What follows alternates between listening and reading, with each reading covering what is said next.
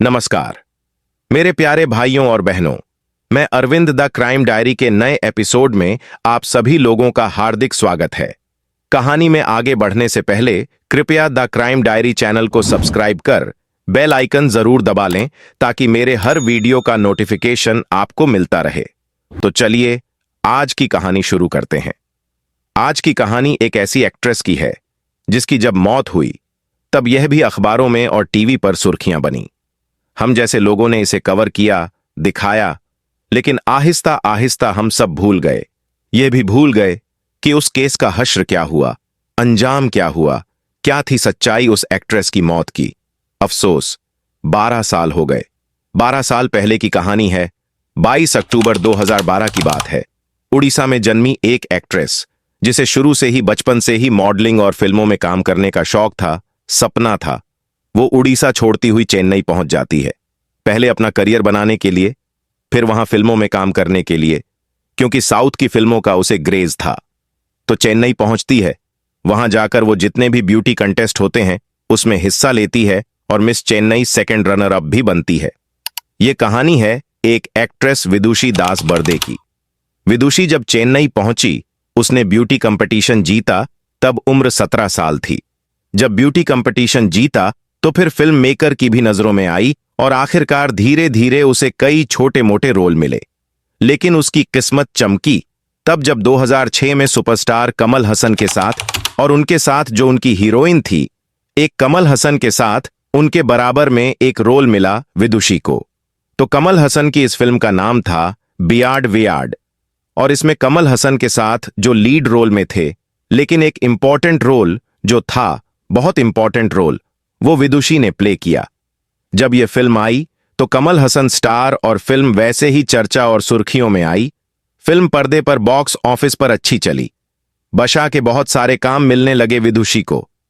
लेकिन फिर धीरे धीरे वक्त बीता और वो एक तरह से टाइट होकर रह गई, तो बहुत ज्यादा फिल्मी करियर छलांग नहीं मार रहा था। इसी दौरान में जब वो फिल्म इंडस्ट्री में थी, अभी छोड़ी नहीं थी, किस्मत आजमा रही थी, तभी उनकी मुलाकात एक सॉफ्टवेयर इंजीनियर केदार से होती है। केदार से जब दोस्ती होती है, मुलाकात होती है, धीरे धीरे दोनों में प्यार होता है और लगता है कि दोनों एक दूसरे के लिए बने हैं। इसके बाद विदुषी और केदार एक दूसरे से शादी करने का फैसला करते हैं, लेकिन दोनों ही परिवार इस शादी के खिलाफ थे, क्योंकि बहुत सारी चीजें थीं, इलाका, जाति और भी कुछ, तो उस वजह से घर वाले राजी नहीं होते। लेकिन प्यार करने वाले कहां मानते हैं, तो केदार और विदुषी ने घर वालों की मर्जी के खिलाफ शादी करने का फैसला किया और शादी कर ली। अब उसके बाद शादी वादी करने के बाद केदार अपनी जॉब कर रहा था और विदुषी फिल्मों में। उसे लगा कि इधर करियर ठीक नहीं चल रहा, तो उसने कहा कि आप साउथ छोड़ते हैं, चेन्नई और मुंबई चलकर किस्मत आजमाते हैं। वो मुंबई पहुंचती है। मुंबई के अंधेरी वेस्ट में यह लोग एक अपार्टमेंट किराए पर लेते हैं और केदार की भी जॉब मुंबई में लग जाती है।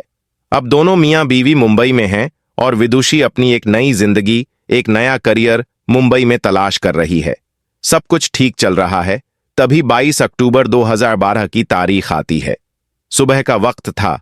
हमेशा की तरह उस रोज केदार करीब 7:50 पर, यह सारी टाइमिंग है, वो उस वक्त के सीसीटीवी कैमरे और उन सब की वजह से क्लियर है, जो एफआईआर और चार्जशीट में तो 7:50 AM पर केदार ऑफिस के लिए घर से निकलता है, अपनी पत्नी विदुषी को बाय करता है। विदुषी केदार के जाने के बाद दरवाजा अंदर से लॉक कर लेती है। अब वो ऑफिस पहुंच जाता है। केदार का एक रूटीन था कि जब वो ऑफिस पहुंच जाता तो उसके बाद एक कॉल करता अपनी पत्नी को कि वह ऑफिस पहुंच चुका है, सब ठीक है। तो ऑफिस पहुंचने के बाद 9:30 पर वो कॉल करता है, लेकिन विदुषी फोन नहीं उठाती।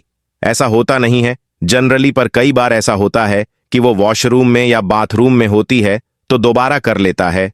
यही सोचकर उसने फोन नहीं किया। जब कुछ वक्त बीता, फिर उसने दोबारा कॉल किया। इस बार भी विदुषी ने फोन नहीं उठाया। उसे लगा कि ऐसा होता नहीं है, कॉल बैक तो आता ही है। फिर लंच टाइम हुआ, उसने फिर से कॉल किया, लेकिन विदुषी ने कॉल नहीं उठाया। अब उसे फिक्र हुई। इधर काम ऐसा था कि वो घर जाकर देख भी सकता था, तब क्या करें। जब ये शादी हुई थी दोनों की, उसके बाद से ही विदुषी के पेरेंट्स केदार से बात नहीं करते थे। कभी माँ बाप विदुषी के, वो आर्मी में थे और इस शादी के खिलाफ थे, तो उन्होंने कभी दामाद को अपनाया नहीं और कभी दोनों में बातचीत हुई नहीं। लेकिन उस रोज कुछ ऐसा लगा कि अचानक केदार ने अपने फादर इन लॉ को फोन किया, अपने ससुर को, और उसने कहा कि ऐसे ऐसे मैं केदार बोल रहा हूं और विदुषी आज सुबह से फोन नहीं उठा रही और मुझे फिक्र हो रही है। हो सकता है मुझसे गुस्सा हो, क्योंकि कल को झगड़ा भी हुआ था, लेकिन सुबह नॉर्मल सब कुछ हो गया था, तो एक बार आप उसको फोन करके उसकी खैरियत पूछ ली। अब पिता तो पिता है। फोन रखते हुए उसने विदुषी को फोन किया। विदुषी ने तब भी फोन नहीं उठाया। उन्होंने थोड़ी थोड़ी देर में रहकर फोन किए, तब भी नहीं उठाए। कई मैसेज डाले तो ये भी था कि सो रही होगी या कहीं चली गई होगी। इधर केदार अब भी ऑफिस में था। हालांकि बात बड़ी अटपटी है कि बीवी फोन नहीं उठा रही है, ससुर जिनसे कभी बात नहीं की उनको भी फोन कर रहा है, लेकिन सारी फिक्र होने के बावजूद वो दफ्तर से घर यह देखने नहीं जा रहा कि उसकी बीवी किस हाल में है। खैर, इस चक्कर में पूरा दिन बीत जाता है। अब शाम हो जाती है, करीब 8 बजे। हमेशा की तरह अपनी शिफ्ट पूरी कर केदार अंधेरी वेस्ट के अपने उसी फ्लैट में वापस लौटता है। जब आता है तो डोरबेल बजाता है। दरवाजा अंदर से नहीं खुलता। काफी आवाज देता है, फिर भी नहीं खुलता। फिर वह दरवाजे पर कान लगाकर अंदर की कुछ सरगोशियां सुनने की कोशिश करता है, तो उसे आवाज आती है कि शायद टीवी ऑन है और टीवी चल रहा है, क्योंकि टीवी पर जो भी म्यूजिक बज रहा था उसकी साफ काम तक आवाज आ रही थी। करीब 5 मिनट तक वह डोर बेल बजाता रहता है, आवाज देता रहता है। फिर फोन करता है, कुछ अंदर से रिस्पांस नहीं मिलता। टीवी ऑन है तो उसे शक होता है। इसके बाद वह फिर मास्टर की जाकर कार से लेकर आता और मास्टर की से अपने घर का दरवाजा खोलता है। 2 चाबी, एक विदुषी के पास, एक उसके पास।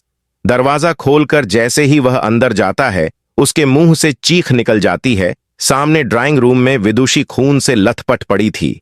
चारों तरफ शीशे के टुकड़े पड़े थे। वे के बहुत सारे टुकड़े उसके जिस्म में धंसे थे, उसके गर्दन पर, उसके चेहरे पर, उसके शरीर के बाकी अंगों पर। वह देखकर घबरा जाता है।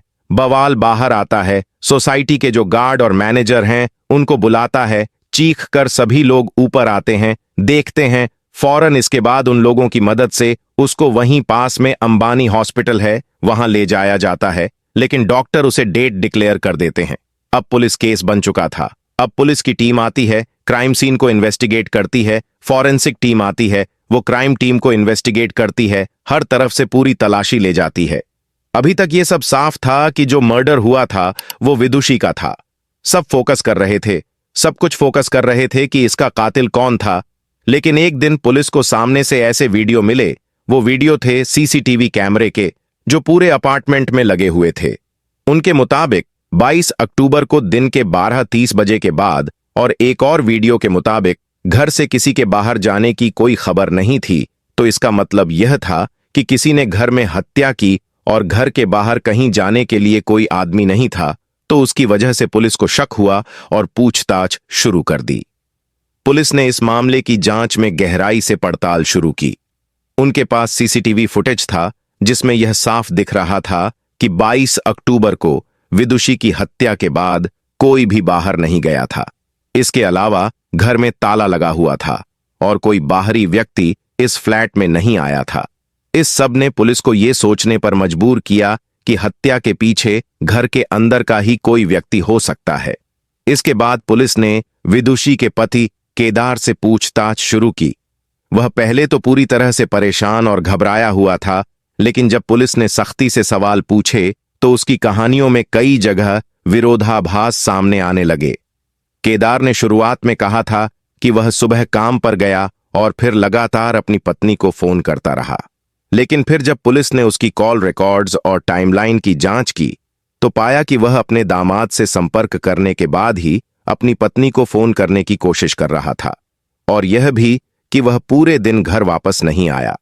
जबकि अगर उसकी पत्नी को लेकर उसे इतनी चिंता थी तो उसे घर वापस जाना चाहिए था।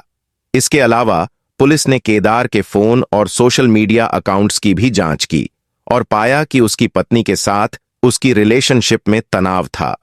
कुछ मैसेज और कॉल रिकॉर्ड से यह भी पता चला कि दोनों के बीच पिछले कुछ दिनों से मामूली झगड़े हो रहे थे और ऐसा लगता था कि केदार को अपनी पत्नी से बहुत ज्यादा गुस्सा था। जांच के दौरान यह भी सामने आया कि विदुषी की हत्या के दिन केदार ने एक बार फिर अपनी पत्नी को फोन करने के बाद घर जाने का इरादा क्यों नहीं किया और क्यों उसने पुलिस को सूचित करने में इतना समय लिया। पुलिस को यह संदेह था कि वह किसी प्रकार से हत्यारे के रूप में पेश आ रहा था और अपने आप को निर्दोष साबित करने की कोशिश कर रहा था। अंततः एक दिन केदार ने पुलिस के सामने सच्चाई कबूल की। उसने स्वीकार किया कि वह अपनी पत्नी से परेशान था और दोनों के बीच रिश्ते में गंभीर तनाव था।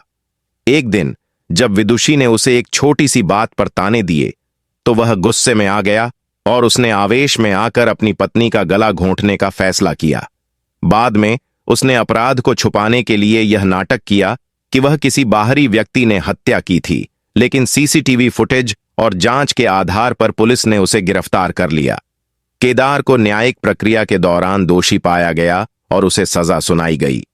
विदुषी की हत्या के मामले ने न केवल सिनेमा इंडस्ट्री को झकझोर कर रख दिया, बल्कि इसने हमें यह भी दिखाया कि कभी कभी बाहरी रूप से खुशहाल रिश्ते भी अंदर से टूट चुके होते हैं और किसी भी स्थिति में गुस्सा और हिंसा कभी भी सही समाधान नहीं होते।